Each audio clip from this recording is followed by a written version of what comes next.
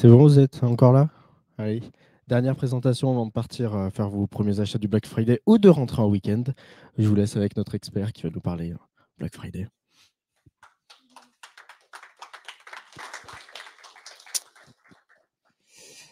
Alors, pour une petite introduction à ce talk sur la négociation, j'ai pensé que j'allais appeler des amis d'M6.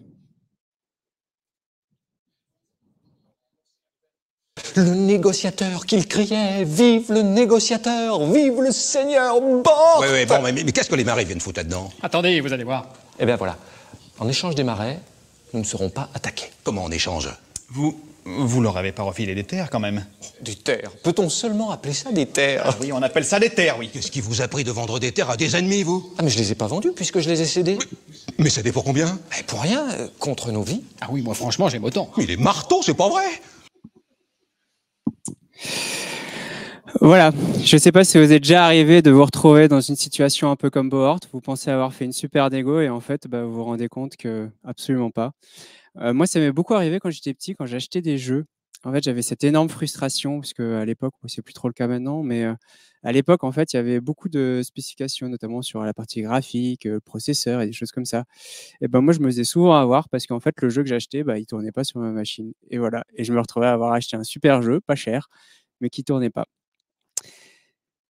En tout premier lieu, je voulais d'abord juste revenir sur ce qu'était une négociation. Je pense qu'on a tous l'acceptation un peu financière, on va dire, qui nous est donnée par le Robert, qui est de dire que voilà, c'est une opération, une sorte de transaction. On peut aller chercher du côté du Larousse aussi, même chose. On va nous parler de négociation, de quelque chose de presque transactionnel. Et en fait, ce qui est vraiment intéressant, c'est quand on va sur la deuxième définition du Robert. Et là, à ce moment-là, on va trouver qu'il y a quelque chose d'un peu plus personnel. Et du coup, ça va m'amener à faire une autocitation. Pour moi, négocier, c'est vraiment d'aller, peu importe que ça soit quelque chose de matériel ou pas, mais vraiment d'aller chercher quelque chose qu'on pense qu'on ne peut pas forcément avoir, que ce soit un prix ou que ce soit un service supplémentaire. Et le but de ce talk, en fait, c'est justement de vous donner les clés, les différents biais aussi cognitifs qu'on peut avoir et qui peuvent nous aider dans les négociations. Alors, qui suis-je? J'avais déjà fait un talk il y a quelques temps sur justement la fonction achat, ce que c'était que d'être acheteur. Je ne sais pas si vous vous souvenez. Pour faire un rapide résumé de ce que j'ai fait dans ma carrière, en fait, j'ai travaillé en tant que consultant achat. Puis après, j'ai travaillé dans Fiducial, une autre entreprise, je ne sais pas si vous connaissez, à Lyon. Et voilà, maintenant, ça fait 3 ans que je suis chez Bedrock. Donc, autant vous dire que les négociations, en fait, d'un point de vue professionnel, j'en fais tous les jours. Et les négociations, ça fait longtemps que j'en fais parce que je suis le troisième dans ma famille. J'ai 2 grandes sœurs, donc autant vous dire que oui, il y a des côtés. Alors, c'est vrai que j'étais appelé le chouchou, oui, il y a des côtés comme ça. Mais quand vous êtes le troisième dans une fratrie, il faut souvent négocier. Faut négocier pour la nourriture, faut négocier pour les sorties. Ça a amené quelques petites disputes, on va dire, entre mes sœurs et moi, qui m'ont valu un action man cassé sur la tête, mais qui a aussi valu que je donne un coup de pied dans une porte et qui casse la porte en deux. Voilà. J'ai également vécu 6 mois en Asie. Pour ceux qui sont déjà allés en Asie du Sud-Est, notamment pour ceux qui sont déjà allés en Asie du Sud-Est, l'Asie du Sud-Est, c'est vraiment le pays où la négociation, c'est culturel. Et d'ailleurs, je pense que cet aspect culturel, c'est aussi quelque chose qui est à retenir quand on fait la négociation, c'est-à-dire qu'on n'appréhende pas la négociation de la même manière quand on va discuter avec un Français ou avec un Portugais, typiquement, que quand on va discuter avec un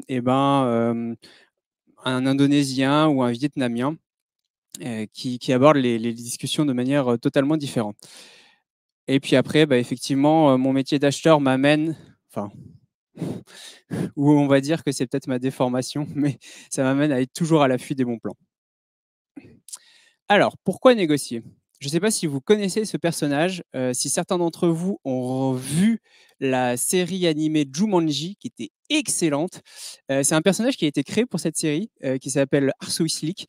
Et Arthur Slick, c'est le vendeur typique. Il va toujours vous vendre un très bon produit, le produit que vous cherchez, nickel. Sauf que va toujours y avoir un petit défaut dans son produit qui fait que c'est l'arnaque totale. Et moi, justement, c'est pour ça que je négocie, c'est parce que j'aime vraiment pas me faire arnaquer et j'aime vraiment savoir qu'est-ce qu'il y a derrière le service qu'on me propose au prix auquel on me le propose. Parce que c'est pas tout d'avoir un téléphone à 50 €, mais si vous avez un téléphone portable à 50 €, c'est qu'en général, derrière, d'un point de vue hardware, il y a peut-être quelque chose qui cloche. Mais on l'a vu dans les définitions, la négociation, c'est pas que quelque chose de financier. Il y a eu des négociations dans l'histoire qui ont été très importantes. Et alors là, j'aimerais revenir sur un premier personnage qui est Catherine de Médicis. Vous avez certainement vu le film, je crois qu'il s'appelait La Reine, où elle est dépeinte comme une reine absolument horrible, tyrannique. C'est vrai qu'il y a ce côté-là, mais il y a aussi un autre côté de l'histoire qui a été longtemps oublié et sur lequel on est un peu en train de revenir avec Catherine de Médicis, qui est notamment toutes les négociations autour des guerres de religion. Alors c'est un sujet sur lequel je ne vais pas rentrer actuellement avec ce qui se passe, mais Catherine de Médicis, elle a beaucoup œuvré en France pour la paix entre protestants et chrétiens. Je dis qu'elle a beaucoup œuvré parce qu'en fait, elle a été à l'origine de l'édit de janvier en 1562 qui permet la liberté de culte aux protestants, qui est quelque chose d'important qui a donné naissance après à l'édit de Nantes en 1598, qui a permis, qui a définitivement établi le fait qu'il y avait une liberté de culte en France. Et jusqu'à présent, en fait, ça a été quelque chose, enfin, jusqu'en 1598, pardon, les guerres de religion, c'était quand même quelque chose qui ravageait la France. Je ne vais pas vous rappeler le massacre de la Saint-Barthélemy qui a eu lieu même après l'édit, enfin, qui a eu lieu en 1572, donc entre l'édit de janvier et l'édit de Nantes, mais qui a été quelque chose d'absolument terrible. D'ailleurs, qu'on a remis sur le dos de façon assez injuste, maintenant on se rend compte, à Catherine de Médicis, puisque on a dit qu'en fait, elle était totalement partisane de ce massacre, ce qui n'a pas tout à fait été le cas, parce que bon, ça serait un peu quand même, on va dire, ambigu que quelqu'un qui à la fois ait promu la liberté de religion se retrouve dans un massacre. Donc vous voyez que ça peut avoir quelque chose de très très important d'un point de vue des religions. Et une autre personne qui a beaucoup œuvré aussi en France et qui a fait une négociation absolument dantesque, Simone Veil, la loi Veil. On est en 1975. Même avant. Une bataille incroyable. Elle est dans un parlement où il y a 9 femmes sur plus de 200, 300, 400 sièges, enfin dans le parlement, enfin voilà, 9 femmes, donc elle est vraiment plus que minoritaire. Un parlement très, très, enfin, à droite et conservateur. Et elle a réussi à faire bouger les lignes en discutant avec les gens, en faisant des compromis aussi, parce que tout ce qu'il y avait dans ce qu'elle voulait mettre à l'origine dans la loi sur, sur l'avortement n'a pas forcément été. Elle a dû faire des compromis, mais en faisant ces compromis-là, elle a réussi à, à aller à l'essentiel et à ce qu'elle souhaitait, c'est-à-dire autoriser l'avortement en France. Et d'ailleurs, il y a un film aussi, moi, j'avais pas forcément conscience, on va dire, de ce qu'était la situation des femmes à l'époque. Et il y a un très beau film là-dessus qui s'appelle Annie Colère. Je ne sais pas si vous l'avez vu, qui est sorti l'année dernière, mais je vous le conseille. Et c'est vrai qu'on se rend compte vraiment de la situation que c'était. Donc, au finalement, voilà pourquoi c'est intéressant de négocier, une partie prix, bien évidemment, mais aussi pour aller là où vous voulez aller et pour justement mettre en avant vos idées. Alors, maintenant, comment négocier?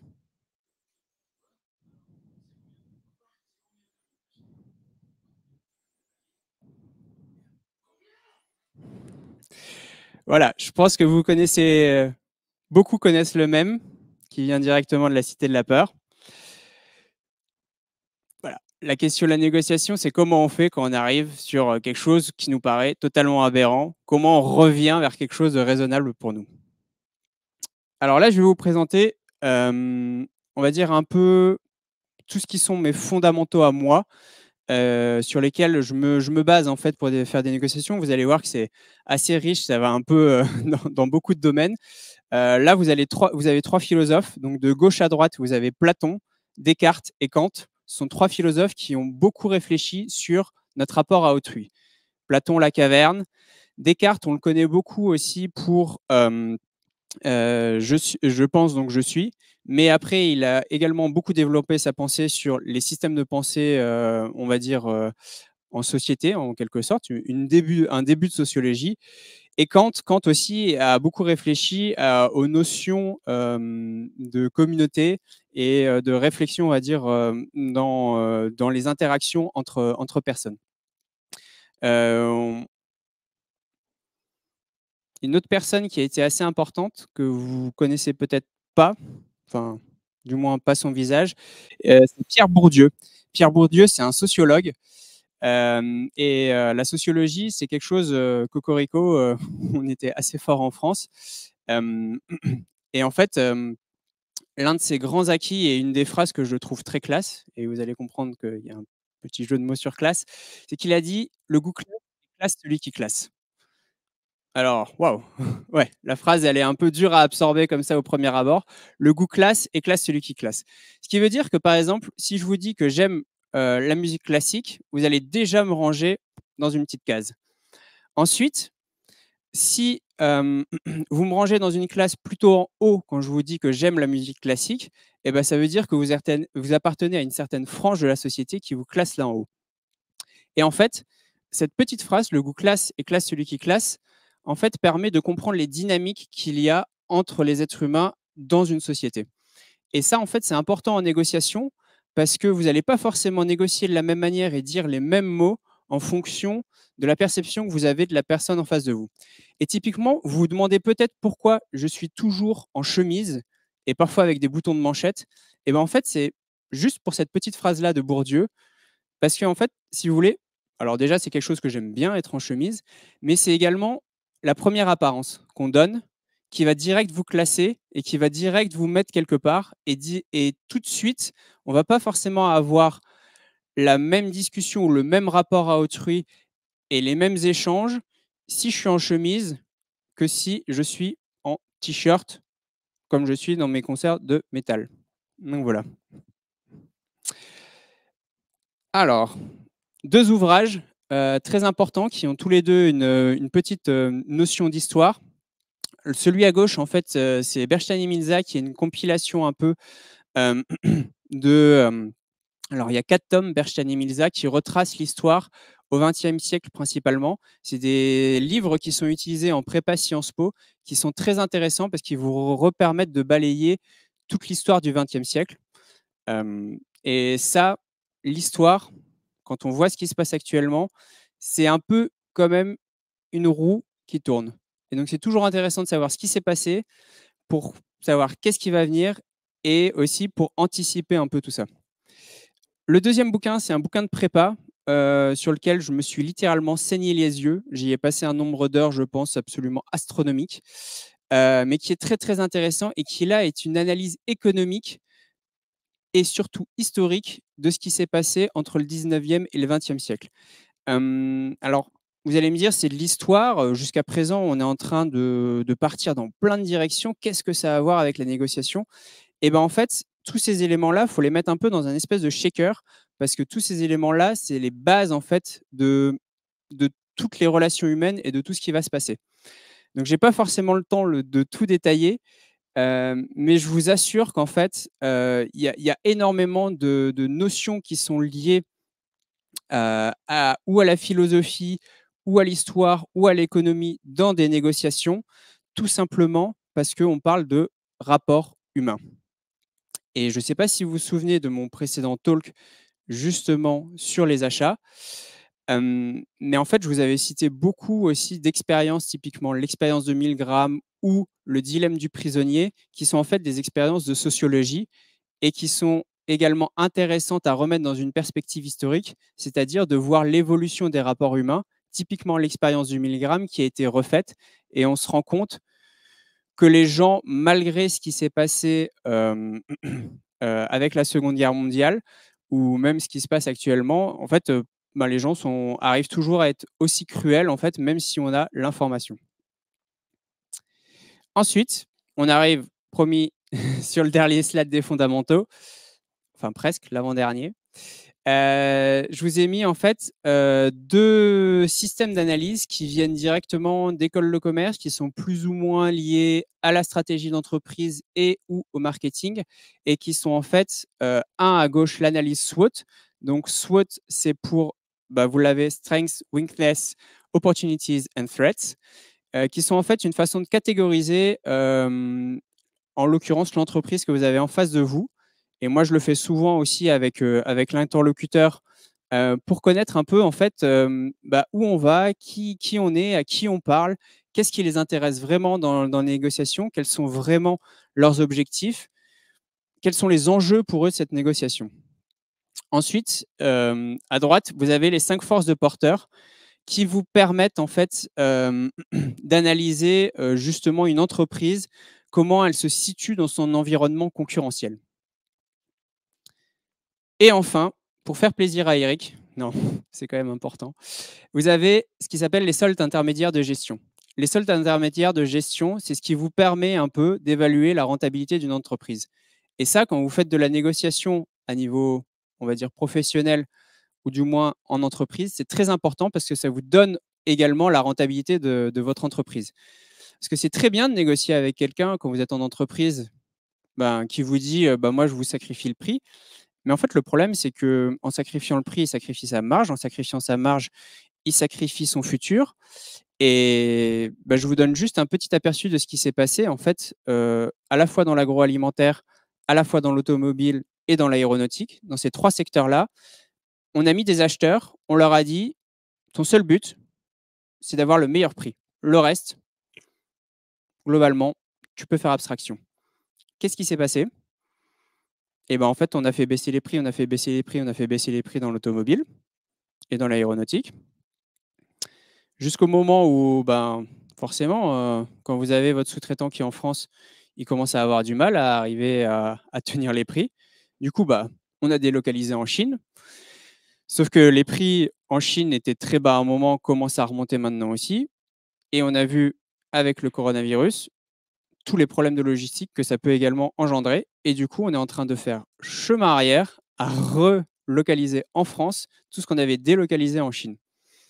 Et surtout, on s'est rendu compte aussi qu'à force d'avoir délocalisé en Chine, la qualité n'était plus là. En fait, à force de s'attacher sur le prix, la qualité commençait aussi à bien descendre.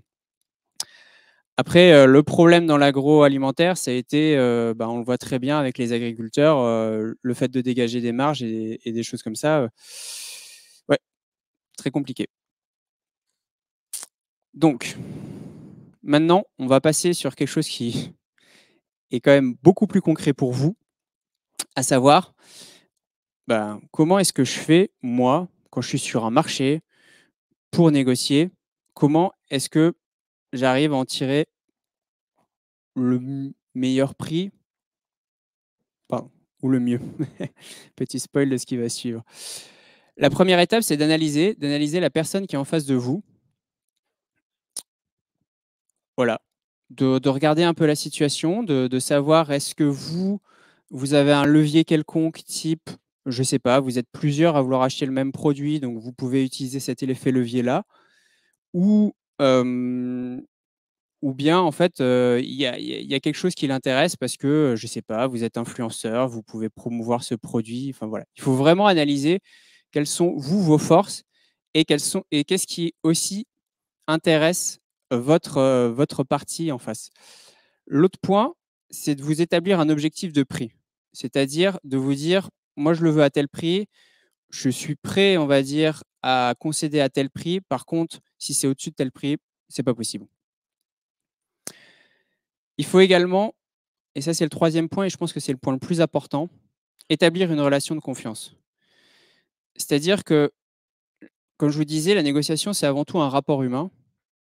Et l'humain, ce qui nous lie vraiment, c'est la confiance qu'on a aux autres. D'ailleurs, j'entendais ce matin quelque chose de très intéressant, c'est qu'il y a Jérôme Cahuzac, vous savez, ministre qui était en charge des finances, qui, qui avait fait de la fraude fiscale, qui essaie de revenir en politique. Et moi, je me suis dit ce matin, mais en fait, le problème, c'est qu'il a été frappé de 5 à 10 ans d'inéligibilité politique, mais il va galérer pour revenir. Plus personne n'a confiance. Enfin, est-ce que vous voyez voter, vous, pour quelqu'un qui, globalement, les yeux dans les yeux, vous a dit bon, voilà, on va travailler sur la répression des fraudes et qui, finalement, voilà, frauder ses impôts d'une façon ou d'une autre pendant 5 à 10 ans? Je ne suis pas sûr. 4e point, c'est écouter la partie adverse. Et c'est pas l'écouter, juste le laisser parler, c'est l'écouter et vraiment essayer de comprendre ce qu'il vous dit, essayer de comprendre là où il veut aller. Parce que parfois, on a tendance à penser qu'une négociation, c'est une opposition de 2 personnes, que c'est un combat sur lequel il faut avoir la main, qu'il faut remporter. Et en fait, non, la négociation, c'est trouver un terrain d'entente et trouver quelque chose qui convient aux 2 parties. Si vous arrivez dans une confrontation, dans une négociation, le problème, c'est que vous allez faire un compromis et le problème du compromis, c'est que potentiellement, vous arrivez tous les 2 avec de l'insatisfaction au bout et qui dit insatisfaction dit qu'au bout d'un temps X, vous allez forcément vouloir casser le deal parce que ça ne vous convient plus. Et là, on va rentrer peut-être dans les choses qui sont personnelles, mais c'est-à-dire que si avec votre conjoint ou votre conjointe, vous faites des compromis tout le temps sur des choses qui ne vous conviennent pas, au bout d'un moment, il y a les tensions qui montent et c'est là où ça explose.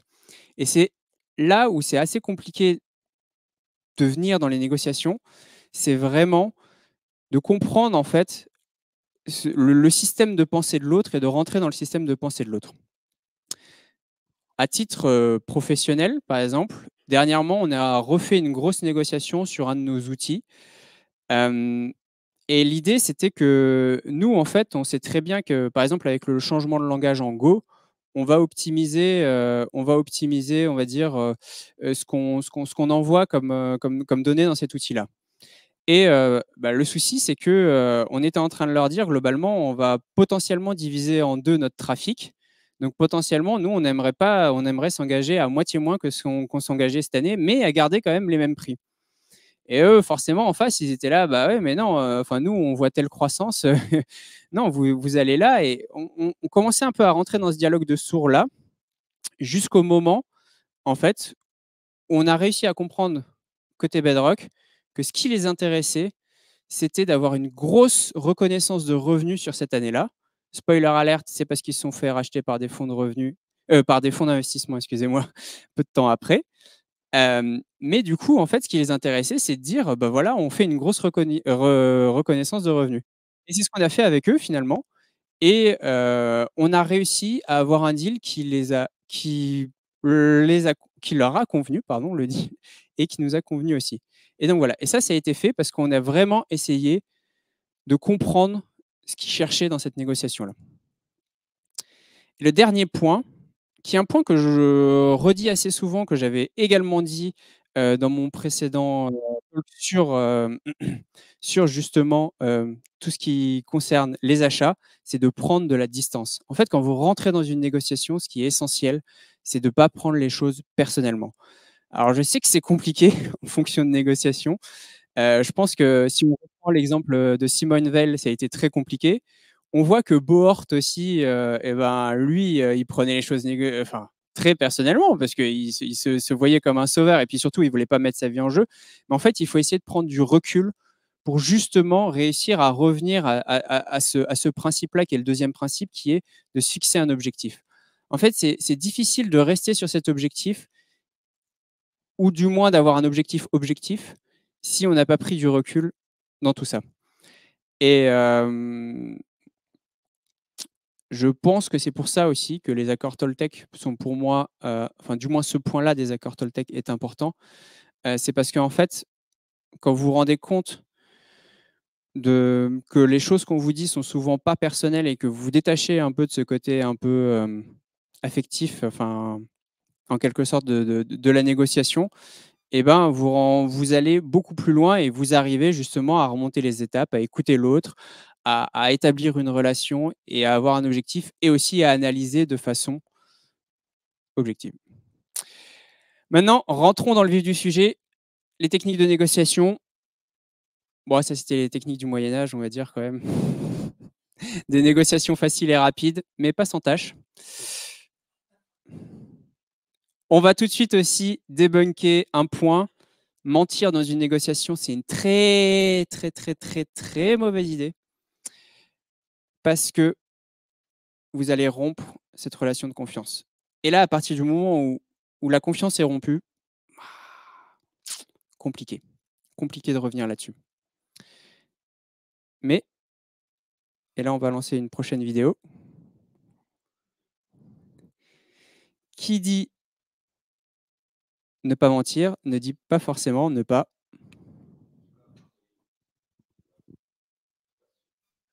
Il bluffe là, ça se voit tout de suite. Non, il a pas l'air de bluffer là quand même. Si, il bluffe là. Moi je suis de l'avis de Bialès, il bluffe. Hein. On vote, on vote. Moi je vote et je dis il bluffe. Alors, pour ceux qui ont suivi La Cité de la Peur, Martoni, il bluffait pas totalement. Son pistolet, il était chargé. Le bluff, c'est quelque chose qui est important dans les négociations. Cependant, pour qu'un bluff soit efficace, il faut qu'il soit crédible. Je vais prendre 2 exemples. L'exemple peut-être le plus commun du bluff, il se fait au poker. On va prendre le Texas Hold'em parce que c'est plus simple. Pour ceux qui connaissent, vous avez plusieurs phases en fait enfin pour ceux qui connaissent pas surtout, vous avez plusieurs phases en fait dans le Texas Hold'em. Vous avez 2 cartes en main que seul vous voyez, et après vous avez des cartes au milieu qui sont partagées. Au début, vous avez 3 cartes qui vont se retourner tout de suite, puis une autre carte, puis une 3e carte. Donc en fait, c'est le flop, le turn et la rivière. Et bien en fait, au fur et à mesure de ces phases-là, vous pouvez bluffer. Et en fonction de votre bluff initial, vous pouvez accentuer ce bluff-là. Alors, pour que votre bluff il soit crédible, il faut quand même que vous ayez un peu de cohérence dans ces différentes phases de jeu-là. Et autant le bluff, il marche très bien au poker, autant le bluff, il va très mal marcher dans un autre jeu de casino aussi, qui s'appelle le blackjack. Le blackjack, en fait, tout le monde a les cartes de tout le monde. Et en fait, ce n'est pas trop un jeu de bluff, plus un jeu de probabilité. Donc en fait, voilà, les 2 jeux sont à peu près similaires, c'est-à-dire que le poker, vous avez 2 cartes en main, le blackjack, vous avez aussi 2 cartes en main. Donc on pourrait se dire, bon, allez, si les situations sont les mêmes, on peut bluffer dans les 2 situations. Eh bien non, parce que le contexte n'est pas tout à fait le même. Une autre personne qui aime bien bluffer, Donald Trump, il en a beaucoup usé, surusé, mais il a néanmoins une technique sur laquelle il est quand même assez royal, c'est le fait d'être imprévisible. Et ça, vraiment, c'est son super pouvoir à Donald Trump. Il utilise une autre technique aussi de négo, mais que je trouve assez faible, qui est en fait la technique d'être plus puissant et de le savoir que votre adversaire, de savoir que vous êtes en supériorité par rapport à votre adversaire. Il l'a beaucoup utilisé dans le cas des États-Unis. Rappelez que de toute façon, nous, on est 300 millions, on fait ce qu'on veut et on domine le monde. Ça marche si vous êtes les États-Unis, ça marche à court terme, mais c'est pas vraiment très efficace à long terme. Donc, c'est pas forcément une technique que je vous conseille, mais néanmoins, je vous conseille quand même de garder en tête son côté très imprévisible. Et pour en revenir au poker, d'ailleurs, si vous avez déjà joué dans des parties de poker où l'entrée était gratuite, moi, je me suis déjà retrouvé avec désarçonné par des grosses surprises parce qu'en fait, vu que l'entrée est gratuite, il y a des gens qui ne savent pas jouer. Et en fait, les gens qui ne savent pas jouer jouent pas forcément avec les mêmes règles que vous au poker. Et typiquement, en fait, vous arrivez dans une partie qui est déjà bien avancée. Vous êtes déjà quasiment à la fin des 5 cartes retournées. Vous avez construit en fait votre jeu avec toutes les cartes qui sont arrivées. La personne en face de vous qui n'y connaît rien, en fait, elle est arrivée avec un 6 et un 8, alors que vous êtes arrivé avec une paire d'as. Vous avez un troisième as qui est tombé au milieu, et les autres cartes ne sont pas forcément très cohérentes à vos yeux. Vous ne voyez pas trop là où il veut en venir. Et puis, en fait, à la fin, vous vous faites avoir parce que vous vous rendez compte que lui, il a une suite et que vous avez un brelan. Et en fait, vous êtes totalement fait avoir parce qu'en fait, vous ne jouez pas avec les mêmes règles. Donc, jouer à l'inverse de ce sur quoi tout le monde vous attend peut parfois être en négociation un très très bon outil et très puissant.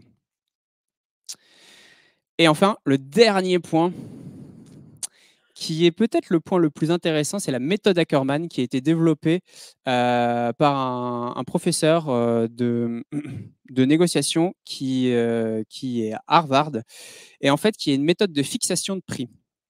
Donc vous vous fixez dans la tête un prix qui est votre 100% là en bas, et vous commencez à démarrer la négociation à 65% de ce prix-là.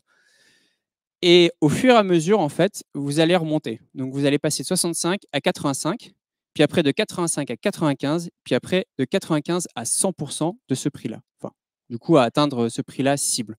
Après, si vous arrêtez à 85 ou à 95, encore mieux pour vous, hein, bien sûr. La puissance de cette méthode-là, c'est que ça joue sur l'effet d'ancrage. C'est-à-dire qu'en fait, vous allez aller sur, ou du moins graviter autour du prix qui vous intéresse déjà vous. Et en fait, vous l'ancrez dans la tête de la personne qui est en face de vous.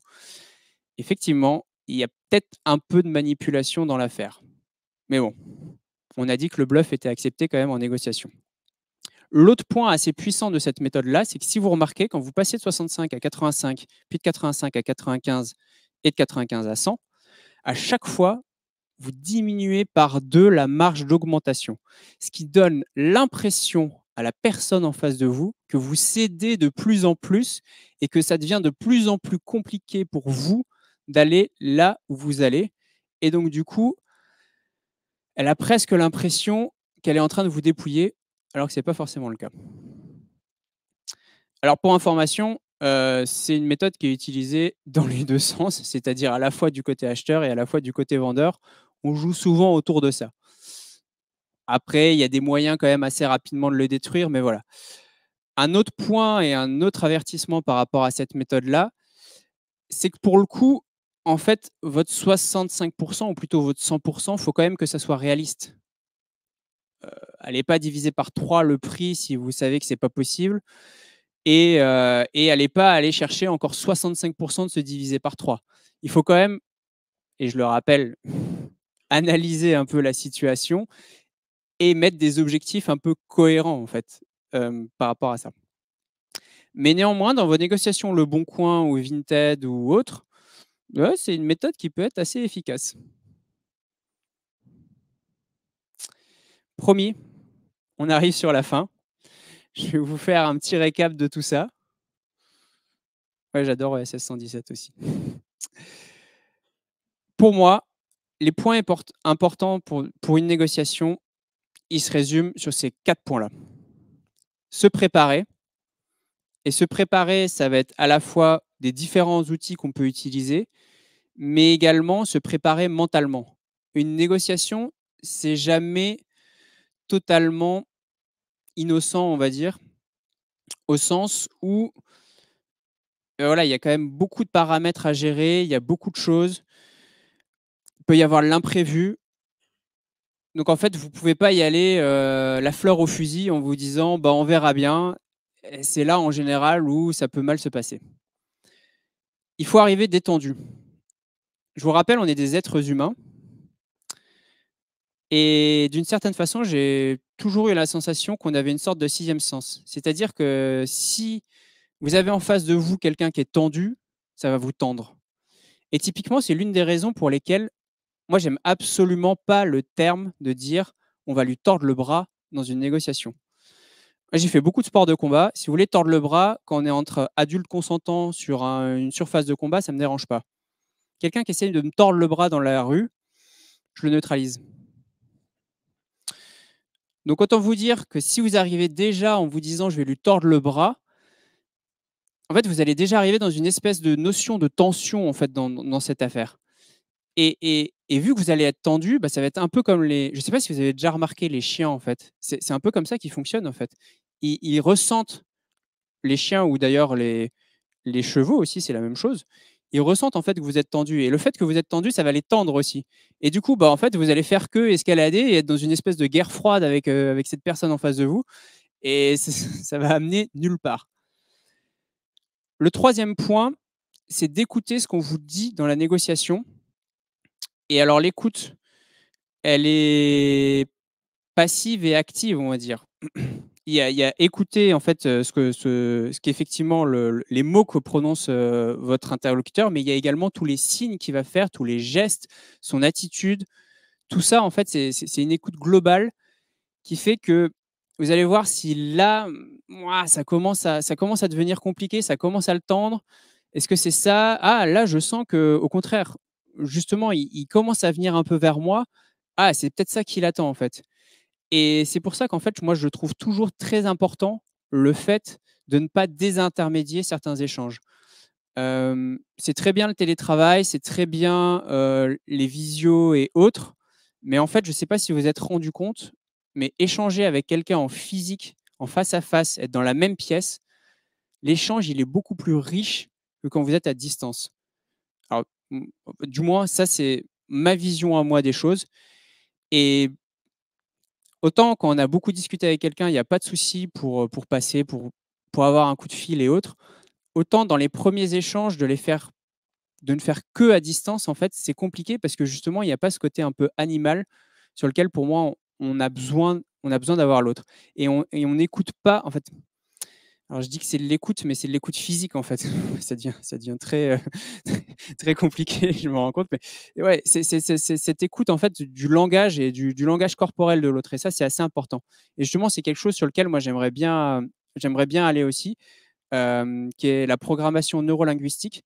Parce qu'il y a certaines choses, justement, certains mouvements de votre corps qui peuvent montrer voilà, certains agacements, certains tics, quelque chose. Et justement, avoir cette vision-là de « Ah, tiens, là, je le sens qu'il va plus dans cette direction-là », je pense que ça peut être quelque chose de très, très puissant. Et de creuser ce canal-là, ça peut être assez puissant dans une négociation.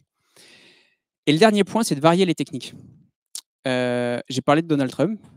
Je vous ai dit qu'il était imprévisible, sauf que son problème, c'est qu'il est imprévisible tout le temps. Donc, en fait, ça devient prévisible qu'il soit imprévisible.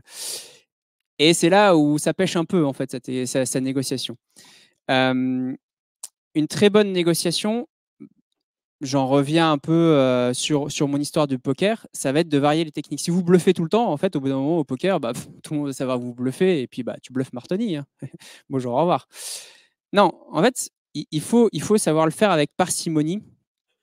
Et il faut savoir justement utiliser à la fois l'ancrage du prix, à la fois parfois venir sur quelque chose qui va désarçonner un peu en disant « Ah non, mais là, là vraiment, en fait, si on continue comme ça, nous, en fait, on arrête la négociation là et on rompt le deal et on se débrouille autrement. » Ou c'est la dernière année avec laquelle on renouvelle avec vous. Alors là, je vous donne des exemples plus professionnels. Après, je vous donnerai des exemples plus personnels. Mais en tout cas, ce qui est important, effectivement, c'est de se rappeler que utiliser tout le temps la même méthode, la même technique, au bout d'un moment, ça ne va pas le faire. Si vous avez des enfants, je pense que vous savez de quoi je parle. Vous ne pouvez pas leur dire tout le temps la même chose, en fait, ça ne marche pas. Moi, je sais du moins quand mes parents me disaient tout le temps la même chose, ça ne marchait pas. Au bout d'un moment, en fait, vous les regardez, vous faites oui, mais ça fait déjà 10 fois que tu me le dis, donc là, ça rentre dans une oreille, ça ressort dans l'autre. Donc non, il faut, il faut justement essayer de s'adapter et essayer de faire comprendre à l'autre son point de vue. Alors, un petit florilège des quelques négociations que j'ai pu mener dans la vie. La première, c'est peut-être, voilà, comme je vous disais, quelque chose de pas du tout financier pour le coup. Mon emploi du temps quand j'étais en échange. Donc, j'étais en école de commerce, j'étais en échange pendant 6 mois à Singapour. Je devais reprendre des cours que j'avais déjà effectués en école de commerce. Autant vous dire que c'était un peu la barbe. Refaire les mêmes cours en anglais, moi, ça ne me bottait pas du tout. Et puis surtout, en fait, les cours étaient très mal placés par rapport au voyage que je voulais faire. C'était un enfer. Et du coup, en fait, moi, j'ai commencé à regarder la liste de cours et puis j'ai trouvé des trucs très intéressants et surtout pour m'immerger dans la culture asiatique. Et moi, mon but en échange, en fait, c'était vraiment de m'immerger dans cette culture-là. Et du coup, j'avais choisi des cours qui étaient Cultural Identities and Arts, en fait, qui permettaient de comparer toute la culture et l'identité et de l'art, en fait, aussi dans les sociétés occidentales versus l'art et le fonctionnement de la société en Asie du Sud-Est. J'avais Music East and West, pareil, une comparaison entre l'art balinais, par exemple, et l'opéra italien. J'avais Principles of Coaching in Sport, ça c'est parce que j'aimais bien le sport. Et aussi Management Communication, parce que je trouvais ça intéressant d'apprendre justement à mieux communiquer par mail ou voilà. Autant vous dire que quand je suis revenu avec ces 4 cours-là face à mon école de commerce, la responsable d'échange, le mail, en fait, sur ces 4 cours, moi je vous en valide un, c'est Management Communication. Le reste, vous devez refaire. Sauf que moi, j'avais bien préparé ma négo. Je suis arrivé, en fait, on avait des rounds de négo à Singapour. Je suis arrivé après le dernier round de négo où je savais que tous les cours étaient bloqués. Et ça faisait déjà 3 semaines que j'étais à Singapour et j'avais déjà bien compris qu'à Singapour, en fait, quand ils décident quelque chose, c'est carré, c'est fermé. Il n'y a plus moyen de discuter. Du coup, moi, quand j'ai envoyé mes cours, je savais que c'était mort pour rediscuter. Ma responsable d'échange m'a dit écoutez, je vais rediscuter avec votre fac à Singapour et on va voir pour changer vos cours. Quelques jours après, elle revient vers moi. Et ben, en fait, on ne peut pas changer vos cours. Donc, bon, bah, vous n'avez pas joué le jeu, mais vous gardez vos cours. Voilà. Alors, j'ai été de très mauvaise foi, effectivement, dans cette négociation. Néanmoins, je suis arrivé à mes fins. J'ai passé un super échange. Pour moi, c'est ce qu'il faudrait faire en fait pour tout le monde en échange, c'est vraiment s'immerger dans cette culture-là. Et surtout, en fait, j'ai utilisé un levier qui est assez puissant et que je pense qu'il va falloir qu'on voit aussi un peu à Bedrock avec ce qui va arriver en fait avec le Portugal, qui est la différence culturelle. Parce que c'est le principal levier que j'ai utilisé là. Parce que oui, même si le Portugal, c'est l'Europe, on est d'accord que c'est pas diamétralement opposé, enfin pas opposé, mais diamétralement différent comme l'Asie du Sud-Est. Il y a quand même quelques petites différences culturelles et je pense que à travailler avec des gens qui sont dans un autre pays, dans une autre culture, il va quand même falloir un peu régler ce point-là aussi. Le deuxième exemple, je vous l'avais déjà donné, c'est mon portefeuille à Hong Kong, 2 jours de négociation, un vendeur sur un marché hyper bondé à Hong Kong qui me reconnaît. Voilà. D'ailleurs, je vous l'ai ramené, je vous le ferai passer après. Troisième point, totalement inhabituel en France, mon loyer. Je l'ai discuté un nombre de fois assez incalculable. Et c'est pas genre, je l'ai discuté. Alors en France, je l'ai beaucoup discuté en disant oui, je fais la peinture, vous me baissez le premier mois de temps. Non. À Singapour, je l'ai rediscuté avant même d'entrer et c'était sur les 6 mois de location. On est arrivé, le loyer, je crois, était à 5 000 $ singapouriens, ce qui est assez conséquent. Il était déjà baissé à 3 500 $ singapouriens. Et en fait, au début, moi, j'arrivais un peu vanilla en quelque sorte. Et c'est mes colocs américains qui ont fait « Ah non, mais on va discuter notre loyer. » Moi, j'étais là « Mais vous êtes fous, on va pas avoir l'appart. Enfin non, faut pas discuter. » Et bah si. On a discuté notre loyer. On l'a rediscuté aussi parce qu'on a eu la clim qui était qu'on n'a pas eu pendant un mois. Si vous avez déjà vécu ou êtes allé en Asie du Sud-Est, ne pas avoir de clim pendant un mois, c'est compliqué pour dormir. Donc, on a rediscuté aussi notre loyer en cours de route. Là, effectivement, c'est aussi encore le point de la différence un peu culturelle, en fait. C'est qu'en France, nous, on n'a pas cette habitude-là. Et on se dit, en fait, le loyer, on fonctionne avec le principe d'ancrage. C'est-à-dire qu'on se dit, waouh, mais en fait, c'est un prix, c'est ça, on ne peut pas le discuter. Alors qu'en vrai, nous, on est arrivé sur notre appartement à Singapour. On lui a dit, moi, voilà, nous, on vous le prend, on est 6, on sait qu'il n'y a pas grand monde qui va forcément le prendre parce que c'est un condo. Enfin, voilà, on a mis plein d'arguments, on a entamé la négociation. Et au final, au bout d'une demi-heure, 3/4 d'heure, ça s'est fait. Donc, voilà. Dernier point, c'était en France, c'était dans un magasin, c'est mes chaussures de ski. Ça va vous paraître assez bizarre. En fait, la négociation, ça s'est fait sur tout simplement le fait que j'ai obtenu un discount qui ne devait pas être appliqué parce qu'ils avaient le droit de l'appliquer que la semaine suivante. En fait, j'étais dans une semaine où il n'y avait pas de solde et ils m'ont appliqué le discount des soldes. La technique pour arriver à ce point-là, ça a été, du coup, déjà, vous vous intéressez vraiment au produit. Voilà, vous parlez pas mal avec le vendeur aussi. Et à la fin, en fait, quand je suis arrivé à la caisse, je lui ai dit tiens, mais j'ai vu que la semaine prochaine il y avait des soldes. Est-ce que c'est possible de les faire maintenant? Il me fait ah non, je sais pas, je vais voir, je suis pas sûr. Voilà. Et en fait, tout le fait d'avoir établi cette relation, parce que je suis quand même resté pendant une bonne heure dans le magasin à choisir mes chaussures, parce que des chaussures de ski, quand vous les achetez pas en 10 minutes, c'est plutôt une bonne demi-heure. Enfin, vous n'essayez déjà pas une paire, c'est plutôt 2-3 paires. Vous passez un peu de temps. Et voilà, le fait d'avoir discuté de pas mal de détails, de voir que je m'intéressais vraiment, de vraiment s'être dit aussi dès le début, moi je l'avais vraiment dit dès le début, moi je sais que c'est une paire que je vais garder quelque temps, donc je veux quelque chose qui soit aussi thermoformable, je veux y mettre le prix, il n'y a pas de souci. En fait, en mettant tout ça, on avait établi cette relation de confiance et du coup, en fait, ça a été d'autant plus facile pour lui d'aller demander à sa patronne si c'était possible en fait de finalement faire basculer l'achat sur la semaine suivante pour eux au lieu de cette semaine-là. En fait, c'était pas grand-chose pour eux et c'était je crois 30% de discount pour moi. Donc sur une paire qui commence à atteindre les 600 euros, c'est pas rien quoi. Et voilà. Et au final, effectivement, du fait d'avoir établi cette relation, du fait aussi d'être dit ah bah ouais, moi niveau prix au final c'est pas ce qui m'importe le plus parce que parfois en fait votre négociation elle se fait pas forcément sur le prix, elle va se faire sur le service aussi qu'il y a derrière, sur tout ce que vous pouvez avoir en fait en outre le prix et sur la qualité du produit en tant que tel. Bah, le fait d'avoir dit tout ça en fait finalement ça l'a détendu et on est rentré dans cette relation mutuelle de confiance. Et voilà, et on est arrivé, bah, j'en étais très content, à ces fameux 30% de remise. Donc voilà, on arrive au bout de ce talk.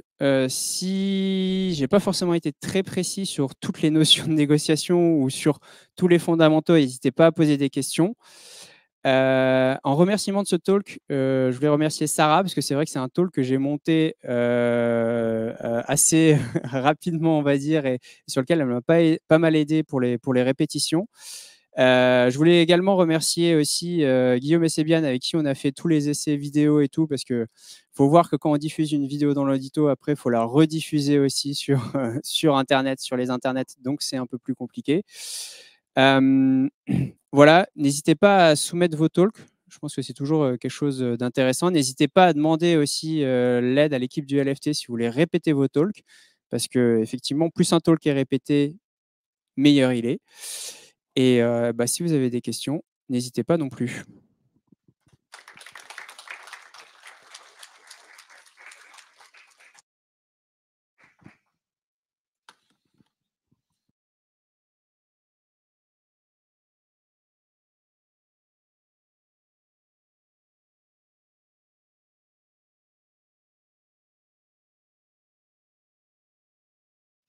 Ouais, c'est bon, on m'entend. C'est moins une question qu'une une remarque, une précision. C'était tout à l'heure par rapport, tu disais qu'en visio, tu avais plus de mal à expliquer pourquoi est-ce on n'arrivait pas à établir une relation plus qu'en présentiel. Ça s'explique assez simplement en fait. Alors je pourrais pas citer mes sources parce que j'oublie, je ne note pas exactement chaque chose que je lis. Mais les neurosciences en fait ont prouvé que le cerveau n'enregistrait pas du tout notamment les expressions faciales et ce genre de choses qui aident beaucoup à la compréhension des messages. Donc c'est pour ça qu'en télétravail, on retient quasiment que dalle de ce qu'on nous dit. Je grossis un peu le trait, mais en fait, l'information passe beaucoup moins bien à distance qu'en présentiel parce que le cerveau enregistre beaucoup moins d'informations, notamment à cause des informations non langagières qui ne passent pas. Voilà. Eh ben, merci pour cette précision. Je crois que tu as une question à ta droite, gauche. Ouf. Coucou. Pareil, tu dis que tu as fait un échange culturel en Asie. Moi, tu parles aussi du portugais, je connais bien. Pour essayer de figurer, j'aimerais bien que tu nous dises un peu culturellement ce qu'il y a de différent en Asie du Sud-Est sur, par exemple, la négociation, l'achat. Juste en parenthèse, par exemple, je connais bien le Portugal étant binational. Il y a un truc, ne serait-ce que dans le droit, c'est qu'en France, le prix doit être affiché. Au Portugal, le prix n'est pas forcément affiché et c'est légal. Du coup, il y a un pouvoir de négociation qui est complètement différent au Portugal en France. J'ai même chopé mon pote acheter des figues à 5 € le kilo au Portugal, ce qui est affreux au niveau du prix, parce que moi, je les achète 80 centimes. Mais il ne savait pas qu'il se faisait avoir parce que le prix n'est pas... Alors qu'en France, on a moins l'habitude de négocier parce que déjà, on a un échange de base qui est fixé. Donc c'est assez fou. La négociation de pays en pays et de culture en culture est très différente. Et donc méfiez-vous de vos futurs collègues portugais. Ils seront très forts en négociation par rapport à vous. Ils vont vous vider les poches. Mais ouais, du coup, est-ce que tu peux nous dire un peu plus sur ton expérience en Asie? Ouais. Alors l'Asie, c'est différent sur beaucoup de points en fait. Notamment effectivement cette notion du prix. Il n'y a aucun prix qui est affiché en Asie. Bah là, je reviens du Vietnam. Alors, aucun, non, c'est un peu exagéré, mais typiquement sur un marché, vous voyez rarement les prix des choses. Il faut les demander. Et c'est un truc pour lequel j'ai aussi beaucoup négocié en Asie du Sud-Est. C'est parce que forcément, quand vous êtes européen, typé européen, vous arrivez, vous avez déjà fait x3 sur le prix. Donc, autant dire que moi, quand j'étais étudiant, il fallait que je négocie parce que je vous l'ai dit en début de talk, mais moi, me faire arnaquer, je pense que c'est l'un des trucs dans la vie qui m'énerve le plus. Donc, je me suis beaucoup énervé parfois sur certaines choses parce que je savais que c'était pas le prix, mais voilà. Donc, déjà, cette notion-là, le prix est pas le même. Ensuite, forcément, on vient pas des mêmes backgrounds religieux, philosophiques et autres. Typiquement en Asie, en fait, où le bouddhisme, en fonction de où vous vous situez, vous allez avoir le bouddhisme, le confucianisme, enfin des religions qui sont pas tout à fait qui sont pas forcément monothéistes déjà aussi, et qui n'ont pas forcément la même vision de vie que ce qu'on a nous dans nos référentiels majoritairement judéo-chrétiens, on va dire. Quand je dis judéo-chrétien, ça comprend aussi l'islam. L'islam, le christianisme, le protestantisme et aussi la religion juive, en fait, finalement, ils partagent tous. Alors, j'ai dit on partage tous le même bouquin, parce que moi, je suis plutôt catholique de base, mais voilà, on partage tous le même bouquin. Globalement, on a plus ou moins les mêmes repères. Après, on a des interprétations différentes. Moi, j'estime que c'est des iota. Après, chacun voit midi à sa porte. Mais globalement, on a un référentiel commun qui est absolument pas le même en Asie du Sud-Est. Donc ça, c'est un autre point. Il y a une vision aussi de ce que c'est la vie, la foule et autres totalement différentes. Les cycles de vie sont pas les mêmes. Déjà, rien que la météo n'est pas la même. Vietnam, ça se lève à 6h, ça se couche à 6h toute l'année. Donc voilà, vous n'avez pas vraiment de grosses variations. Donc voilà. Après, comme tu disais, en termes de négociation, pour revenir sur ce point-là, les prix ne sont pas affichés.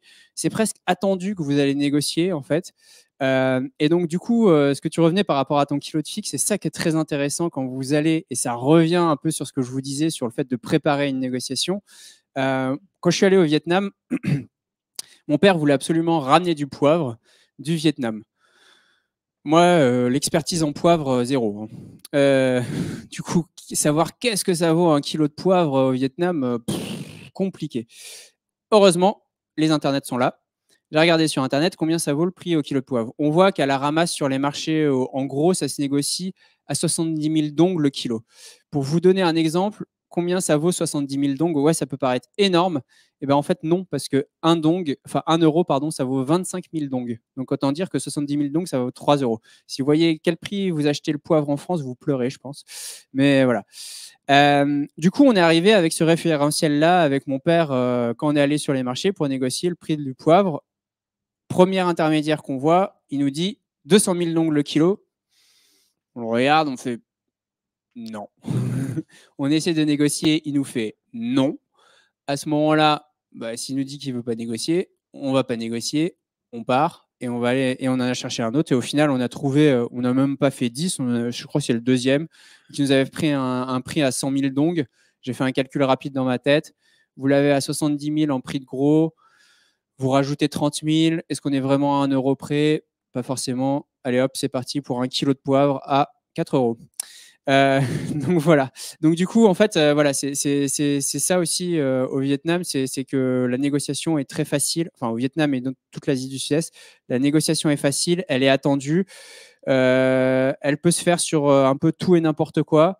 Les seuls trucs à peu près où ils sont réglo, c'est quand vous prenez le train, le prix, vous n'allez pas le négocier en fait, c'est quand même quelque chose de fixé. Les timbres aussi, quand vous allez à la poste. En fait, quand vous allez dans tout ce qui est public, globalement, vous savez qu'en tant qu'Européen, vous n'avez pas à négocier. Tout le reste, négocier absolument tout. D'ailleurs, je me suis fait arnaquer et ça m'a énervé. Ouais, non, mais c'est vraiment un tic d'acheteur, ça, mais voilà. Mais je me suis vraiment... En fait, ça m'a vraiment énervé. C'était le taxi. On sort de l'avion, 15 heures d'avion. Taxi, on arrive à Ho Chi Minh. L'arnaque courant du taxi, c'est de vous dire viens en taxi, je t'amène, et puis après, je te donne le prix, il est exorbitant. Du coup, moi, je suis arrivé par rapport à ça, j'étais déjà blindé. J'étais là, non, bah, je connais l'astuce, vous inquiétez pas. On arrive, les mecs, ils font taxi, taxi, taxi. En plus, ils voient 2 Européens, laisse tomber, ils se jettent dessus comme des morts de faim. Normal, hein, c'est leur boulot de rabatteur aussi. Et donc là, j'arrive et à un moment, j'en ai un, je lui dis, bah, est-ce que, enfin, le meter, en fait, parce qu'il y a toujours, ça peut être la variable d'ajustement, on va dire. Le meter, normalement, c'est carré, c'est tant de trucs. Le mec, il me fait ouais, pas de souci. On rentre dans le taxi. Je vois qu'effectivement, on a, c'est pas vraiment Eurodator en français, je sais pas comment on dirait. Enfin, bref, voilà. Ça défile, on arrive à destination. Et là, tout d'un coup, il m'indique un prix à destination. Il m'a dit que 500 000 dong, alors que j'étais sûr on était plutôt dans les 100, 150, allez, 200 max, on va dire, quoi. Donc, il me dit 500 et je fais non, mais c'est pas possible et tout. Et je commence à m'énerver. Et puis, en fait, j'étais fatigué. Et voilà, j'ai pas. En fait, l'une des rares fois dans ma vie, j'ai pas voulu négocier. Parce que honnêtement, j'étais fatigué, j'en avais marre, 15 heures d'avion, pas dormi. Juste une envie, c'est d'aller au truc. Et du coup, j'ai fini. Voilà, je m'en suis un peu voulu pendant 1 ou 2 jours après derrière. Je me suis quand même dit, ouais, tu t'es fait avoir comme un bleu. Mais voilà, sur ces 500 000 dong, au lieu de ce qui devait être à peu près 200 000. Donc voilà. Donc même quand on vous met des métriques objectifs parfois en face de vous, les métriques, enfin les chiffres, vous pouvez les faire mentir comme vous voulez. Donc là, il m'avait mis le meter, mais après, il m'enflait d'une façon ou d'une autre. Donc en fait, essayez toujours de trouver une source objective derrière tout ça. Et voilà. Et j'ai beaucoup délayé du coup sur. Je ne sais pas si j'ai totalement répondu à la question, mais voilà. Je ne sais pas s'il y a d'autres questions.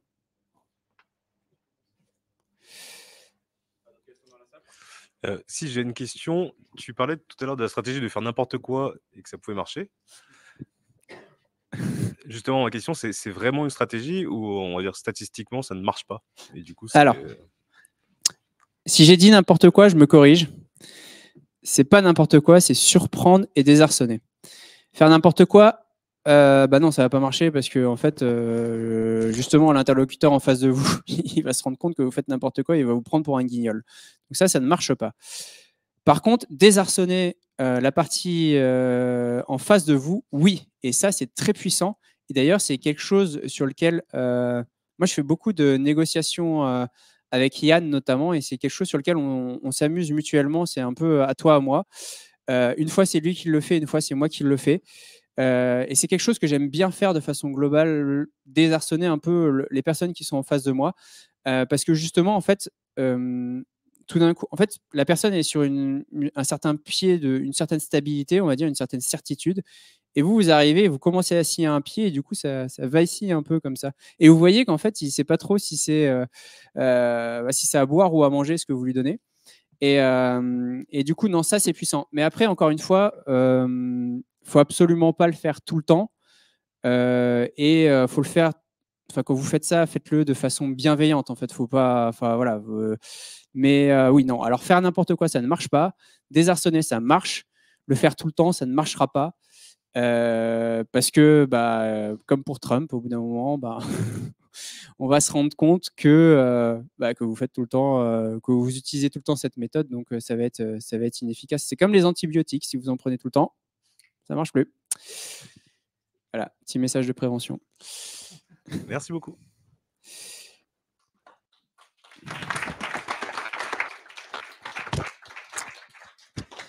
Et alors, je voulais juste finir sur un dernier point, en fait, qui est, là, dans les livres, vous avez notamment le livre de Chris Voss, qui était un ancien négociateur, qui est un ancien négociateur de la CIA ou du FBI, donc qui vous donne des techniques de négociation aussi, qui sont celles que j'ai reprises. Et dans l'attitude zéro de Mike Horn, en fait, vous avez une phase, un moment où il va négocier pour sa vie et il va réutiliser un peu les techniques que je vous disais, donc c'est-à-dire de l'empathie tactique, d'essayer de comprendre un peu ce que fait la personne en face de vous, quel est son objectif, là où il veut aller, pardon. Voilà. Et après, je vous conseille aussi en négociation assez marrante l'épisode Le fléau de Dieu de Kaamelott. Vous allez voir justement Attila dans une belle négociation. Voilà. Merci à vous et puis on se revoit pour le prochain.